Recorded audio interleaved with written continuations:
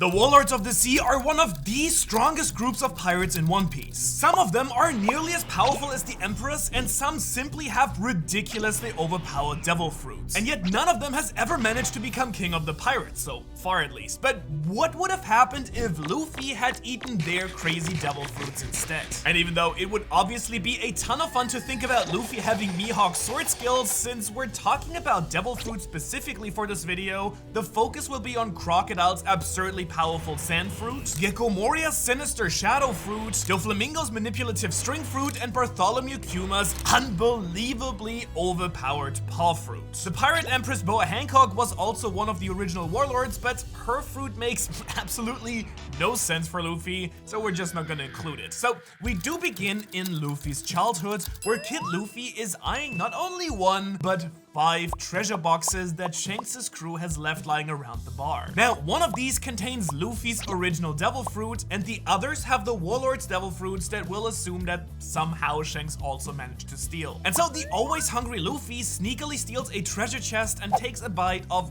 this weird looking fruit inside. And as he's munching away, Shanks and the crew go absolutely bonkers. Shanks grabs his arm, and instantly a little shadow clone of Luffy comes up from the floor to slap away Shanks' hands. May I introduce Shadow Luffy, and before we get into all of these surprising changes that this would have on the story, let's talk for a second about devil fruits and personalities here. Because in a previous video, I explained how there's pretty strong evidence that devil fruits contain some sort of will of their own or a soul, and when someone eats a devil fruit, then the fruit's will affect the person who ate it. For example, 𝚻𝚎𝚐𝚗𝚗𝚍, the original user of the shadow fruit, is pretty damn lazy and uses other people's shadows to do his dirty work. But was this Moria just utilizing his fruit, or was the nature of the shadow fruit encouraging him to use the powers in this way? Similarly, Doflamingo's string fruit can literally make people into puppets, so was it just the perfect fruit for Doflamingo, or did the fruit encourage him to become an evil underground puppet master who manipulates people? And we can even see a little bit of this with Luffy during his fight with Kaido, where Luffy is laughing uncontrollably after awakening his original devil fruit powers. And so because Luffy is eating a different devil fruit, his personality may actually change slightly. He may not be the guy who always bounces back from defeat, because that was the main characteristic of his original devil fruit. Also, it would probably be someone like Ace who would get his original fruit instead, but we're not gonna focus too much on that. And so with this personality influence of devil fruits in mind, let's dive right into the shadowy powers of the shadow fruit. Now basically, this fruit allows you to manipulate shadows, both your own and other people's. On the zombie island Thriller Bark,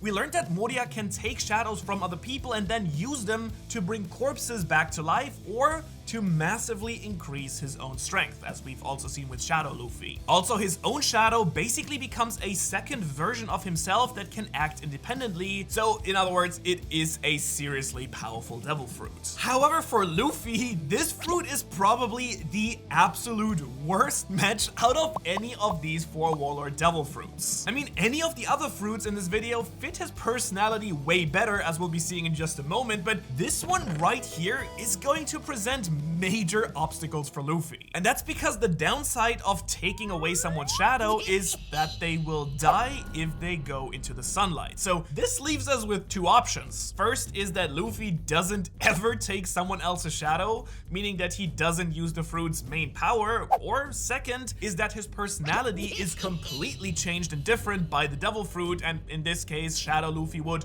no longer really care about other people dying, so he is totally fine stealing shadows from anyone he meets and defeats. But while this clearly didn't bother Moria, I simply cannot imagine Luffy taking shadows from innocent people and then just leaving them to die or hide in the dark for the rest of their lives. Like, that's just a completely different character. So if he isn't going to steal shadows, that basically leaves Luffy with just his own shadow to manipulate, which is still pretty badass because it is basically an unkillable copy of yourself. So let's see how far Luffy can actually go with these kind of unfitting powers for him. After training for 10 years with Garp and Ace and Sabo, I think Luffy would definitely learn how to use his shadow clone incredibly well. He could make it appear, block attacks, fight for him, and even seamlessly swap places with his shadow. So while I don't think that he would have any problem in the East Blue, the real challenge with this fruit comes in Alabasta against the Warlord Crocodile. As we already mentioned, Crocodile has the sand fruit, which turns his body into sand, and just like any Logia, this means that he is virtually untouchable unless someone has already used Haki or discovers their elemental weakness. And in the original story, Luffy was only able to defeat Crocodile by getting the sand wet with blood and water, and even then, Luffy still suffered 2 crushing defeats twice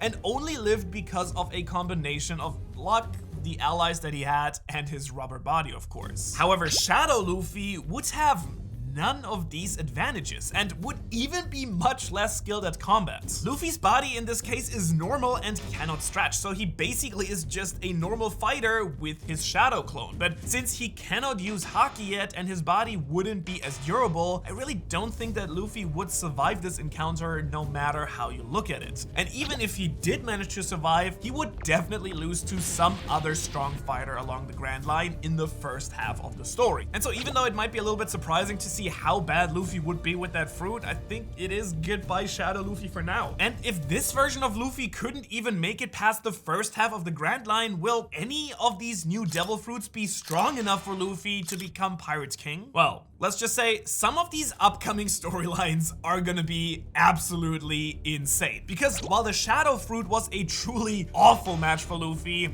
this next one will allow him to unleash his full powers. So, reset, back to chapter 1, only this time, Hungry Kid Luffy eats this devil fruit. Shanks grabs his arm and instantly a razor-sharp string pops out and cuts Shanks' hand. Looks like this time in the devil fruit lottery, Luffy won the string fruit. And originally, this fruit was eaten by Don Quixote Flamingo, the warlord who took control over the kingdom of Dressrosa. Now, this fruit is absolutely insane because it allows you to produce and control a basically infinite amount of string, which can be used to make lifelike clones, attach his string to other people to make them puppets, and even stitch together internal wounds. So not only is this fruit incredibly versatile, but it is also a perfect fit for Luffy's creativity. So he will surely take advantage of the 10 years training to become a true expert at using his strings. However, since Dofi was a cold-hearted monster, we have to wonder if this fruit would make Luffy become a little bit more manipulative as well. In other words, would Luffy still gather such a loyal crew? Well, I would say yes. I mean, he probably would get the exact same awesome crew because even though Flamingo was still fiercely loyal to his core crew, so there's no contradiction there. But he was totally fine using other people, and while I don't think that Luffy will follow completely in Dofi's footsteps here, there are plenty of ways for him to use the strings without controlling innocent people, so he can basically use it to its full ability. And compared to Luffy's base rubber form, String Luffy is arguably a lot stronger. I mean, he can fly like Spider-Man, fire string bullets, and even cut with his sharp string. So I do think that Luffy would have an even easier time in the East Blue than in the original story, if we're being honest. And so let's move ahead to the first major challenge. Again, Crocodile. Now, Luffy would again have a much harder time discovering the secret of Logia fruit weaknesses because most of Luffy's strings attacks come from a distance. He will have a harder time learning that his blood or water can actually allow him to hurt the sand fruit user. However, because Luffy is able to fly around and doesn't have to physically punch, he would probably survive way longer during the fight and eventually learn the secret to defeat Crocodile. Or maybe he even traps Crocodile in a super compact ball of string and dumps him into the ocean or something like that. After that, however, the lightning fruit user Enel is on a completely different level because Luffy does not have the natural rubber immunity and he doesn't yet have Haki. The lightning fruit user would probably destroy Luffy. However, it is also entirely possible that String Luffy is so smart at using his devil fruit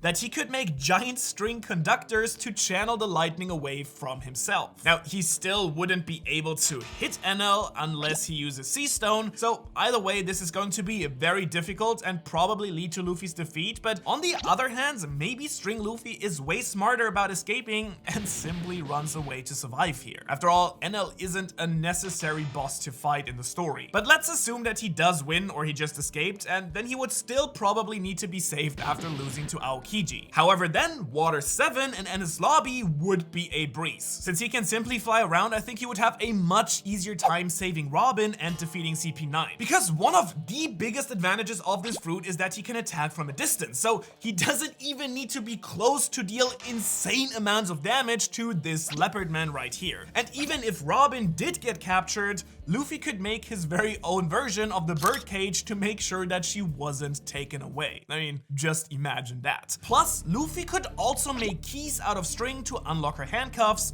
making her rescue a lot easier. And of course, Moria would just be a joke to fight, let's be real, especially because Luffy can even control the shadow zombies like puppets. And I don't see any real changes to 𝙻𝚎𝚐𝚐𝚗𝚅 either, but Impel Down would definitely be completely different. Luffy would still need help sneaking inside, but then Luffy can travel between levels super easily. He could also slice open prison bars, so it's highly likely that he could save his brother before Ace is even taken to Marineford. And even Luffy's fight with the powerful venomous Warden would also be a lot easier. Attacking from a distance means that Luffy can easily stay away from the Warden's deadly poison, and I do think that he has a really good chance of actually winning this fight. Same goes for his encounter with Blackbeard. Luffy could slash the Darkness Man before he ever has the chance to enact his evil plan. But for the sake of argument, let's go with the worst case scenario and say that Luffy got caught in a cloud of poison gas and Ace was still taken to Marineford. Now, although String Luffy might be able to get to Ace more easily during the epic battle, I still think he would be overwhelmed by the monstrosities fighting on the battlefield. Which leads us to the time skip, and honestly, once Luffy learns Haki, everything changes, especially with these new fruits. Luffy is now a master with his Haki-coated strings and can take on anyone, let's be real. The Fishman Hody and the evil scientist Caesar would be no problem at all. There would be no conflict in Dressrosa since Doflamingo doesn't have his string fruit and never took over the country in the first place. Now, of course, Big Mom and Kaido would still be major obstacles, but these clashes are more about superior Haki than devil fruit powers, so I do think Luffy would still come out on top, just like in the main storyline, leaving Luffy very well on his way to become Pirate King. And so now, with one devil fruit turning out very bad for Luffy and one working perfectly to continue on his journey, what will happen to Luffy's journey when he gets the two most powerful devil fruits on this list? So once again, cycling back to chapter 1, where Luffy has now stolen this devil fruit and takes a giant bite. Alarmed, Shanks grabs Luffy's arm and poof, it explodes into a cloud of sand. Shanks' jaw drops and Luffy dissolves into a pile of sand. And now, armed with the same fruit that defeated Shadow Luffy, let's see how far Sand Luffy can actually go. And it might actually surprise you with some of the new challenges that he has to overcome with this. And so now, since this is a Logia fruit which turns Luffy's entire body into sand, it is arguably the strongest of the 4 devil fruits in this video. Just like any other Logia fruit user, he cannot be hit by anyone who doesn't know Haki. He can transform into a cloud of sand, dry things out with a touch,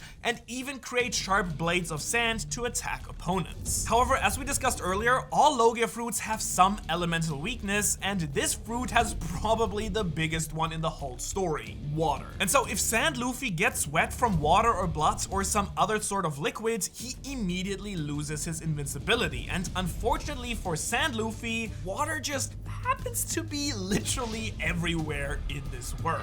However, I do believe that the East Blue would still be fairly easy, except maybe if this fishman was constantly wet. There is a debate about Sand Luffy versus Smoke Logia fruit user Smoker, but with his body being literally sand, Luffy wouldn't even have been captured in Logtown in the first place, so I do think we can just let that one slip. And even if Crocodile somehow managed to take over Alabasta without his sand powers, this desert kingdom is literally the best place for Luffy to fight, so Luffy would defeat Crocodile, whatever his other fruit would be, pretty easily, I think. But the bigger question is, how will Sand Luffy do against other overpowered Logias like Enel or the Marine Admirals? And this, of course, will become highly dependent on the matchup, so let's analyze these fights in detail for just a minute here. Against Enel, Sand is actually a very poor conductor of electricity, so while Luffy might not be completely unaffected by lightning like he was with his rubber bud, anybody, he still would have a very strong chance, since all lightning would do is basically make his sand a little bit hotter. But while Luffy might do very well in 𝙻𝚎𝚐𝚐, once he comes down to the sea, he would face his absolute worst matchup in the story against the ice Logia user 𝙻𝚎𝚐𝚐. And since 𝙻𝚎𝚐𝚐 would have a near constant source of melting ice, and he does know Haki on top of that, there's basically a 0 chance that Luffy would win this fight anyway. And as a result, 𝙻𝚎𝚐𝚐 would probably demand of Luffy that he subscribes to the channel for more of these what if videos, or else. And then the story would progress pretty much the same all throughout the time skip, when Luffy would finally learn Haki. Now, this makes the post time skip even easier, since he can now fight pretty much anyone, including Logia fruit users. But all this changes when we reach the most fearsome opponents, Big Mom and Kaido. And as we've already discussed, these battles are intense clashes of supreme Haki, and surely, most definitely, Sand Luffy would stand no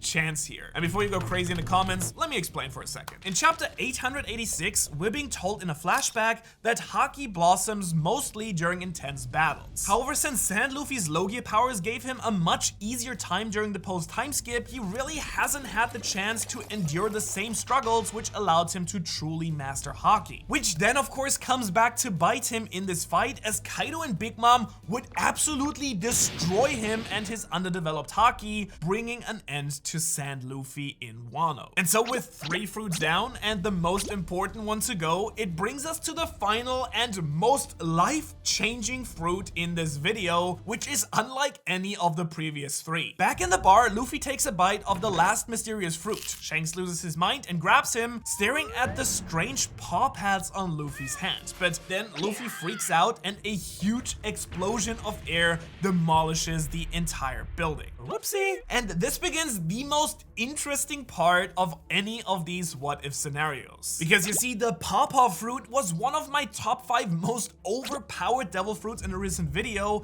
and its powers are truly mind-boggling. It was used by the former warlord Bartholomew Kuma, and its powers allow you to repel anything. This means that any kind of attack can easily be blocked, but even crazier is that you can repel things like air to make a compression bomb, or you can push yourself so far that you can literally travel across the worlds. And yet the most insane part of this entire fruit is that it can even repel intangible concepts like pain or memories from a person's body as well. Now, can you imagine Luffy learning to control this fruit and all of the wild imaginative things that he could do with it? I mean, the potential for Luffy and this fruit are basically limitless. For example, could he push pain out of himself to heal? Could he push hunger out of himself to make it so that he never gets hungry? Or how about his stupidity? Could he just make himself smarter? So after 10 years of intense training, Luffy wouldn't even need a ship. He can simply push himself across the sea to wherever he wants to go.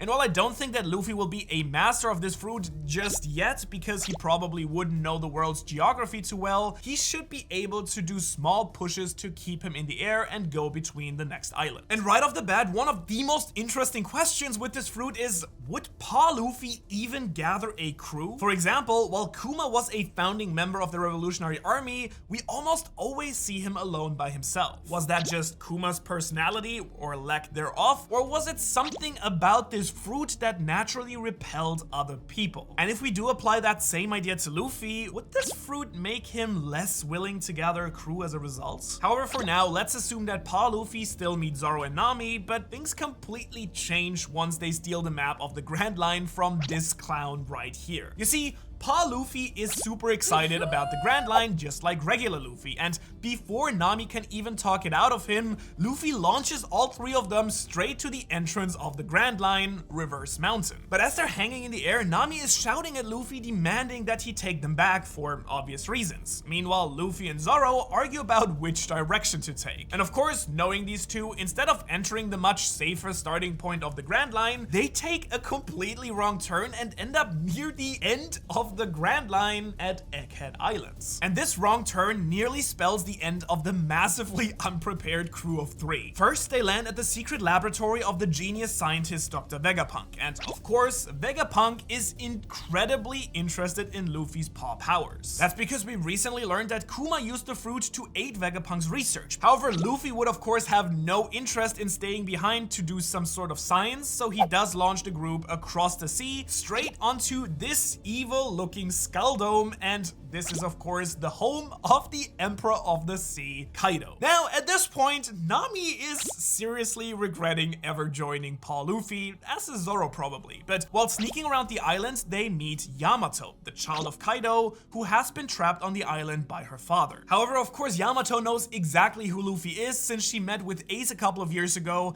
and she is desperate to go out to sea with the trio. And so Luffy uses his paw powers to push off the handcuffs just as Kaido finds them. And he is very unhappy that these random, very weak-looking pirates have managed to invade his castle. He charges up a full dragon blast, and Nami is screaming with fear, but Luffy just grabs them all, pushes them out to safety, all the way back to the East Blue, where Nami has been begging to go back to ever since. And after landing, the crew is absolutely exhausted, but Luffy and Yamato think it was very hilarious, while Nami is furious and Zoro just wants to take a nap and some booze. But it's at this point that Nami beats into Luffy's head that she can't just skip ahead because there are people way too powerful for them. And so Luffy does decide to actually do things right and build a proper crew with a real ship. And honestly, with Yamato along for the ride, this changes everything because she is nearly as strong as Kaido already. So the East Blue is pathetically easy for them, and they enter the Grand Line full of confidence. But Yamato isn't only a super strong New World fighter, she also knows everything about Haki, so she's able to teach the entire crew the basics very early on, and this allows the crew to easily take out Crocodile, Enel, and even give Aokiji an incredibly difficult and close fight. I mean, Yamato also has ice powers, and since this version of Luffy uses the paw fruit instead of Kuma, this means that the crew would not be separated at 𝚬𝚐𝚐𝚗𝚍. They would still need to escape from Kizaru,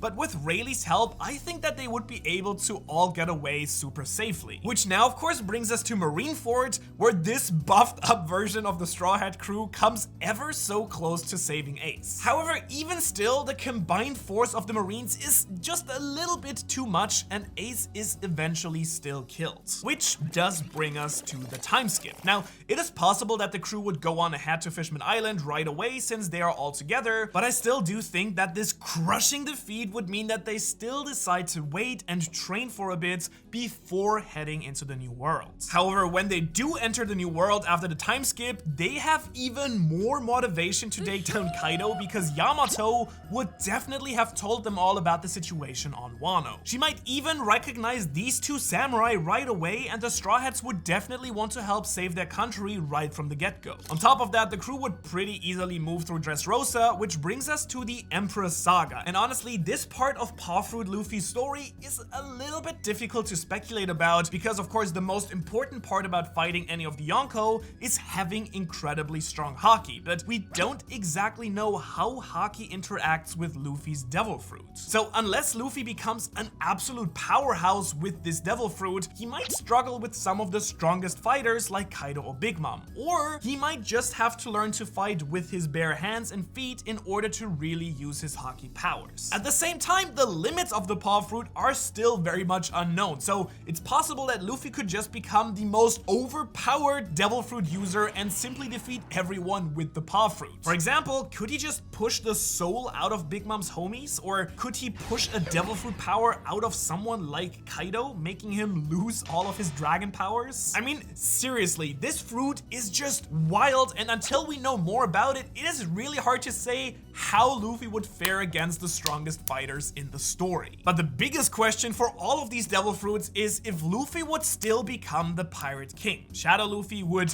definitely not, and I think that Sand Luffy would not make it as well. However, String Luffy, and especially Paw Luffy, definitely have a major chance to pursue the ultimate dream. But one thing that will be the same no matter what fruit Luffy has is Luffy's rivals. Blackbeard and Shanks are the ultimate powers standing in the way, play. And if you want to see what might happen if Luffy fought Blackbeard and Shanks at the same time for the One Piece, you can watch that video right here. Thanks for watching.